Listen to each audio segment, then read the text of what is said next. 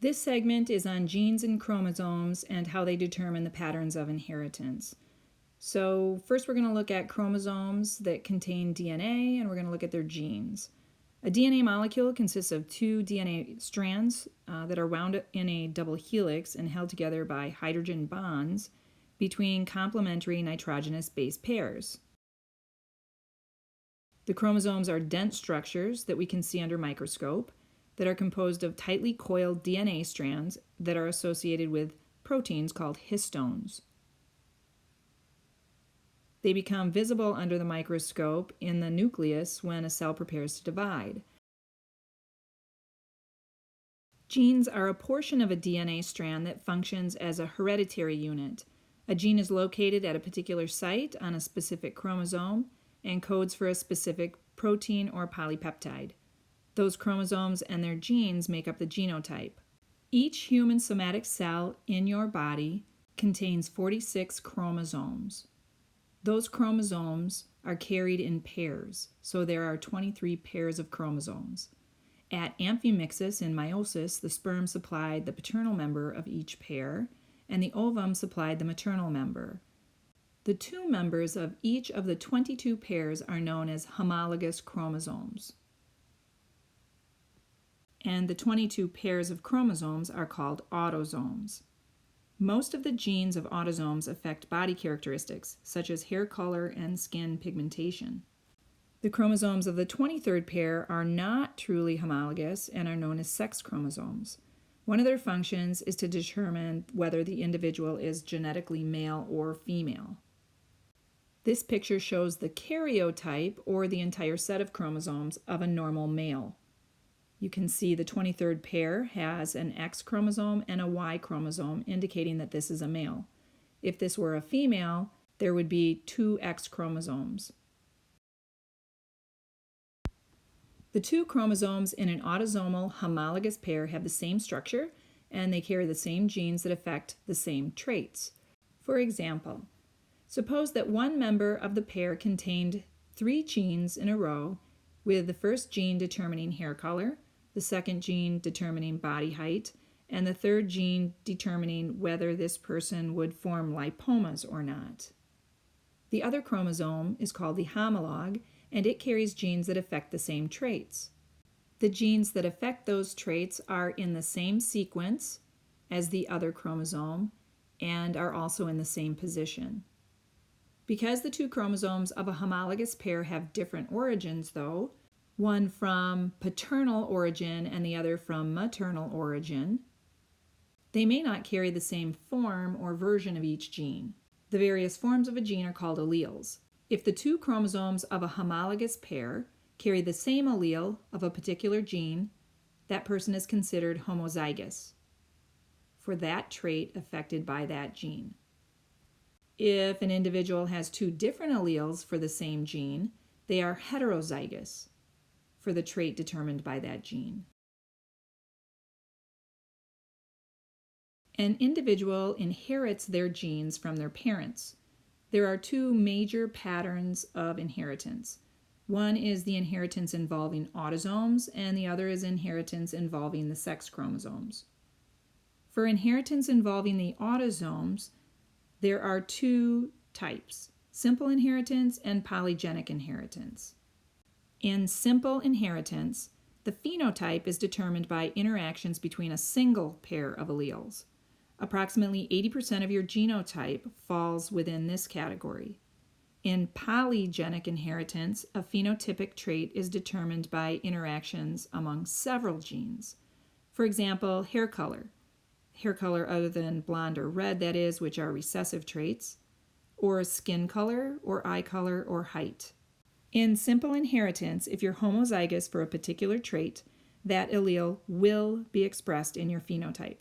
For example, if you receive a gene for freckles from your father and a gene for freckles from your mother, you will be homozygous for freckles and you will have freckles. On the other hand, the phenotype from a heterozygous genotype depends on the nature of the interaction between the corresponding alleles. For example, if you have a gene for curly hair from your father, but a gene for straight hair from your mother, you may have curly hair, You might have straight hair, or you might even have wavy hair, depending on the relationship between the alleles.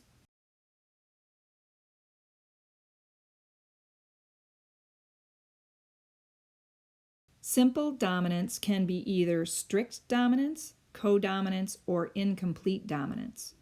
In strict dominance, an allele that is dominant will be expressed in the phenotype. For example, an allele for freckles is dominant. So if the allele is present on one chromosome, you will have freckles regardless of the other allele. A recessive allele will only be expressed if the same allele is present on both chromosomes of a homologous pair. For example, albinism is recessive. Both alleles would need to carry the recessive gene. Here are some examples of dominant traits. Normal skin pigmentation, freckles like we mentioned, nearsightedness, farsightedness, or astigmatism, whether your earlobes are free hanging or not, tongue rolling, the Rh factor, type A blood or type B blood, and Huntington's disease. Here are examples of recessive traits: albino pigmentation, absence of freckles, normal vision, attached earlobes, an inability to roll your tongue, if your Rh factor is absent, so Rh negative blood, type O blood, cystic fibrosis, Tay-Sachs disease, or phenylketonuria. Then in codominance, both alleles are expressed in the phenotype. A great example of this is type AB blood. Finally, in incomplete dominance, heterozygous alleles produce a phenotype that's not completely dominant. That is, the two different alleles produce intermediate traits in the phenotype. A great example of this is the production of hemoglobin. Hemoglobin can be produced as hemoglobin A, which is normal, or hemoglobin S, which is not normal and is present in sickle cell disease. Hemoglobin S have red blood cells that become sickle-shaped whenever the oxygen content in the body decreases. If an allele is dominant or recessive, you can predict the characteristics of an individual on the basis of their parents' alleles. In these predictions, the dominant alleles are indicated by capitalized abbreviations and recessive alleles by lowercase abbreviations. So for a given trait, the possible genotypes are indicated by 2 capital letters, which are homozygous, or a capital letter and a lowercase letter, which is heterozygous, or 2 lowercase letters, which is homozygous recessive. Each gamete involved in fertilization contributes a single allele for a given trait. That allele must be one of the 2 alleles contained by all the cells in the parent's body. Let's look at the possible offspring of a mother with albinism who has no skin pigmentation and a father who has normal skin pigmentation. The alleles of the maternal genotype are abbreviated as 2 lowercase letter a's because albinism is a homozygous recessive trait. No matter which of her oocytes is fertilized, it will carry the recessive A allele. The father here has normal skin pigmentation, a dominant trait. His genotype, therefore, is either homozygous dominant or heterozygous for this trait, because both the homozygous and the heterozygous will produce the same phenotype, normal skin pigmentation. Every sperm produced by a homozygous dominant father will carry the A allele. In contrast, half of the sperm produced by a heterozygous father will carry the dominant A allele, and the other half will carry the recessive A allele. In this simple box diagram, which is called a Punnett square, it helps us to predict the probabilities that the children will have for the particular phenotype trait by showing the various combinations of parental alleles that they can inherit. Here we see the maternal alleles for skin pigmentation on the horizontal axis and the paternal ones on the vertical axis. In this Punnett square, we look at the combination of alleles that shows the possible offspring of a homozygous recessive mother and a homozygous dominant father. If we combine the allele for the father and the allele for the mother, we'll see that all of the offspring will have normal skin pigmentation. They will all be heterozygous for the albinism trait. Since the capital letter A indicates normal skin pigmentation, all of the offspring will have normal skin pigmentation.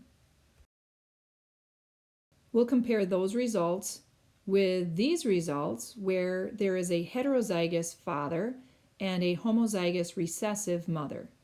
The heterozygous father produces two types of gametes, the dominant allele and the recessive allele. The mother's secondary oocyte carrying a recessive allele may be fertilized by either one. When combining the alleles from the father and the alleles from the mother, we see that 50% of the children are heterozygous and will have normal skin pigmentation. But 50% of the children are homozygous recessive and will exhibit albinism. We would say the probability of inheriting the genotype homozygous recessive for this couple and thus having the albinism phenotype is 50%. An individual inherits their genes from their parents. There are two major patterns of inheritance. One is the inheritance involving autosomes, and the other is inheritance involving the sex chromosomes. For inheritance involving the autosomes, there are two types, simple inheritance and polygenic inheritance. In simple inheritance, the phenotype is determined by interactions between a single pair of alleles. Approximately 80% of your genotype falls within this category. In polygenic inheritance, a phenotypic trait is determined by interactions among several genes. For example, hair color other than blonde or red, that is, which are recessive traits, or skin color, or eye color, or height. In simple inheritance, if you're homozygous for a particular trait, that allele will be expressed in your phenotype. For example, if you receive a gene for freckles from your father and a gene for freckles from your mother, you will be homozygous for freckles and you will have freckles. On the other hand, the phenotype from a heterozygous genotype depends on the nature of the interaction between the corresponding alleles. For example, if you have a gene for curly hair from your father, but a gene for straight hair from your mother, you may have curly hair, you might have straight hair, or you might even have wavy hair, depending on the relationship between the alleles. Those were examples of simple inheritance, and we'll go over some other examples at the end of this video. In polygenic inheritance, a phenotypic trait is determined by interactions among several genes. For example, hair color other than blonde or red, which we said, skin color, eye color, or height. So in polygenic inheritance, we can't use a simple Punnett square. One reason for this is that one gene might suppress the other. Or in complementary gene action, a dominant allele might interact to produce a phenotype different from that seen when one gene contains the recessive genes. For example, the risk of developing hypertension and coronary artery disease. They're both linked to polygenic inheritance. However, with both of these conditions, it requires both the genetic susceptibility and environmental influences. For example, you may be susceptible to genetic hypertension, but if you control your diet and fluid volume, you can prevent high blood pressure. And you may be susceptible to genetic coronary artery disease, but you can prevent it by lowering your blood serum cholesterol levels. This makes tracking polygenic conditions pretty difficult through successive generations. The sex-linked inheritance involves genes on the sex chromosomes. Unlike the other two chromosomal pairs, the sex chromosomes are not identical in appearance and gene content. There are two types of sex chromosomes, an X chromosome and a Y chromosome. The X chromosomes are larger and have more genes than the Y chromosomes.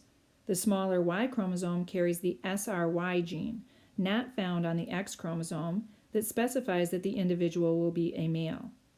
The normal pair of sex chromosomes in males is XY, like we see here in the picture. The normal pair of sex chromosomes in females is XX. All oocytes carry an X chromosome because females only have X chromosomes, and each sperm carries either an X or a Y chromosome because males have one of each and can pass either one during meiosis. On a Punnett square, the ratio of males to females should be 1:1. However, worldwide statistics show there are 107 males per 100 females. It's suggested that there are more males instead of females born because a sperm with the Y chromosome is faster and smaller than the one with the X chromosome. The X chromosome also carries genes that affect somatic structures. Genes that are on the X chromosome but not on the Y chromosome are called X-linked. The inheritance of traits regulated by X-linked genes doesn't follow the pattern of alleles on autosomal chromosomes. The inheritance of color blindness shows the differences between sex-linked inheritance and autosomal inheritance. The presence of a dominant allele with the capital letter C on the X chromosome results in normal color vision. A recessive allele, lowercase c, on the X chromosome results in red-green color blindness. A woman with her two X chromosomes can either be homozygous dominant with two X chromosomes with capital letter C or heterozygous. One X chromosome has capital letter C, the other X chromosome has lowercase c, and still have normal color vision. She will be unable to distinguish reds from greens only if she carries two recessive alleles. But a male has only one X chromosome, so whichever allele that X chromosome carries determines whether he has normal color vision or he has red-green color blindness. This Punnett square reveals that the sons produced by a father with normal vision and a heterozygous mother have a 50% chance of being red-green colorblind. Because the mother is heterozygous, she is a carrier, even though she herself does not have green-red color blindness. Any daughters have normal color vision. The recessive alleles on the X chromosomes produce genetic disorders in males at a higher frequency than in females. There are other clinical disorders noted that are X-linked traits, including hemophilia, diabetes insipidus, and muscular dystrophy. You're not a copy of either of your parents, but you're also not a 50-50 mixture of their characteristics either. During meiosis, various changes occur in chromosome structure, producing gametes with chromosomes that differ from those of either parent. This genetic recombination greatly increases the genetic variation between gametes. In one normal form of recombination, parts of homologous chromosomes become rearranged during synapsis. During synapsis, tetrads form, and adjacent chromatids overlap. The chromatids may then break, and the overlapping segments trade places. This event's called crossing over. In contrast, genetic recombination between non-homologous chromosomes is called translocation. Also during recombination, portions of chromosomes may break off and be lost or deleted. This event is abnormal and it can have severe or even lethal effects on the zygote depending on the nature of the lost genes. Recombination that results in abnormal chromosome shapes or numbers is lethal for the zygote in almost all cases. Roughly 10% of zygotes have chromosomal abnormalities. That is, they have damaged, broken, missing, or even extra copies of chromosomes. But only 0.5% of newborns have such abnormalities. This tells us that few individuals with chromosomal abnormalities survive to full term. An exception to this is Down syndrome trisomy 21, which involves one of the smallest chromosomes in humans. In trisomy, a mistake occurs in meiosis. One of the gametes involved in fertilization carries an extra copy of one chromosome, so the zygote then has 3 copies of this chromosome instead of 2. Zygotes with extra copies of chromosomes don't usually survive. One exception is trisomy 21, which occurs on the 21st chromosome, and this is called Down syndrome. Trisomy 21 is the most common viable chromosomal abnormality, meaning the zygote will survive and come to term. According to the Center for Disease Control, about 6,000 babies, or 1 in every 700 babies, are born with Down syndrome. The degree of developmental disability ranges from moderate to severe. Anatomical problems affecting the cardiovascular system are usually fatal during childhood or early adulthood. Some individuals with trisomy 21 survive to a moderate old age, and if they do, many develop Alzheimer's disease while they're still relatively young, that is, before the age of 40. For some unknown reason, there is a direct correlation between the advancing maternal age and the risk of having a child with trisomy 21. This is becoming increasingly significant because many women are delaying childbearing until their mid-30s or later. The presence of a particular pair of alleles doesn't affect the phenotype in the same way in every individual.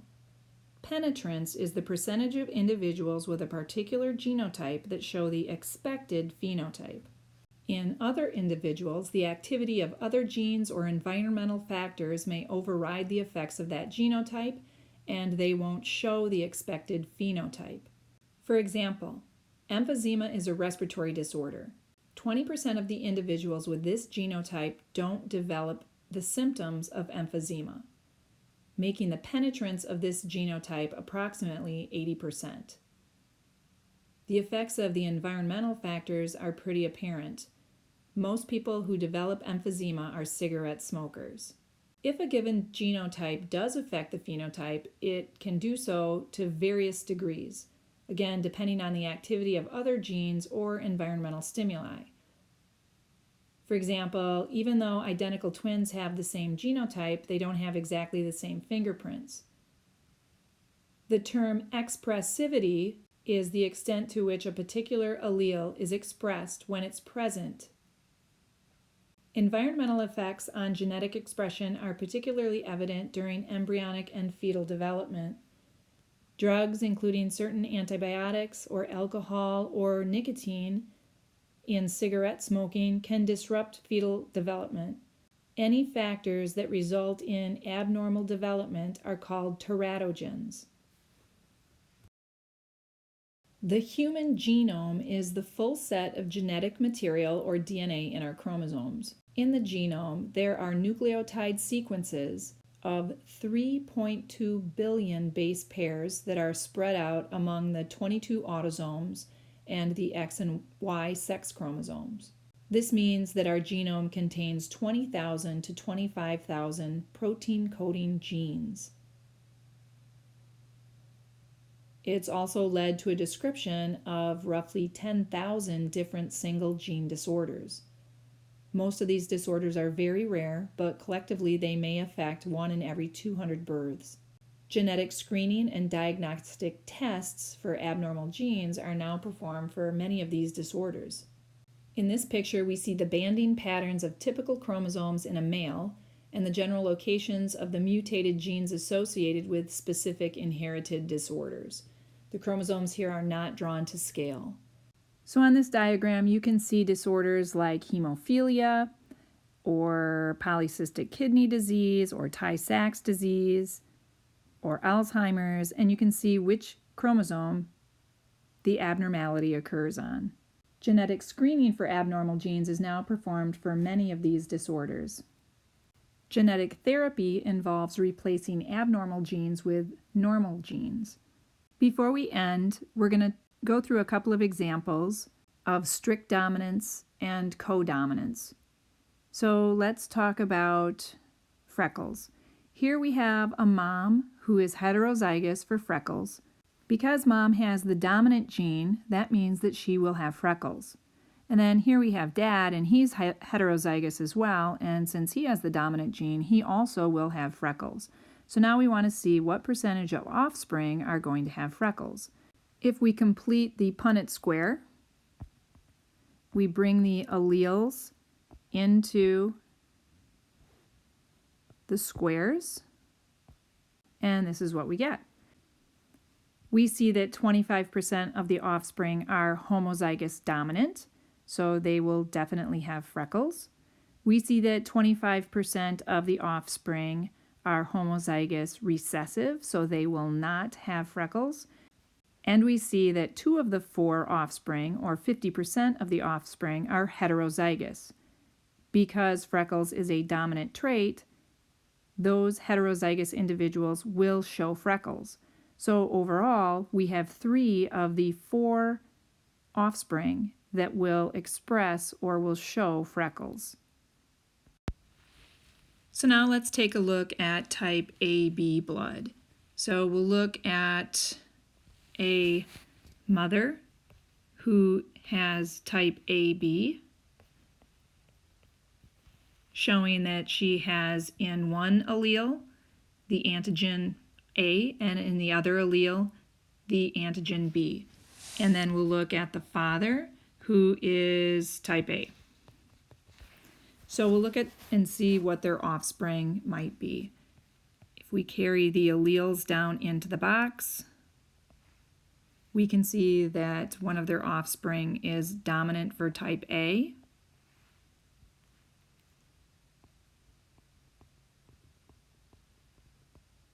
One of them has type AB. One of them is type A recessive. And one of them is type B recessive. Now let's look at an example of inheritance involving sex chromosomes. Earlier, we used the example of red-green color blindness. Now let's use an example of hemophilia, which occurs in some forms. So here we see mom, and she is a carrier. She is heterozygous. In most cases of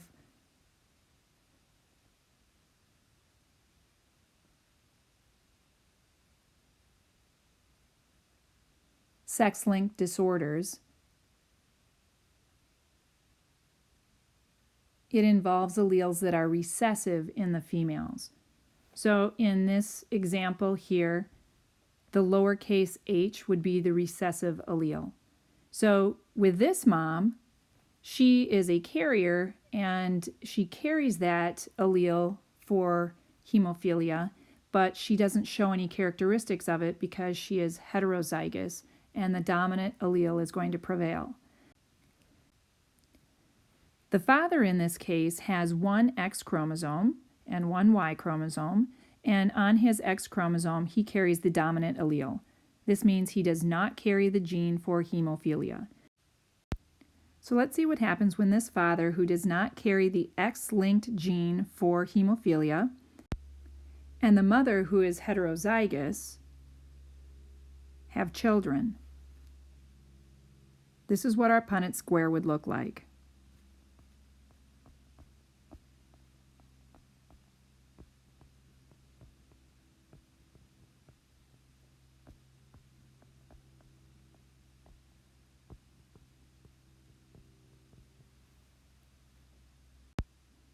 So what we see is that 2 of the children will be female and 2 of the children will be male. Of the female children, neither of them will exhibit hemophilia, and one of them will be a carrier. Of the male offspring, one of them will not have hemophilia, and the other will carry the X-linked gene for hemophilia. So all in all, out of all the children, only 25% of them will have hemophilia and 75% will not. But of the male offspring, 50% of the males will have hemophilia, and with the female offspring, 50% of them will be carriers. Okay, so this ends our topic on genetics and chromosomes.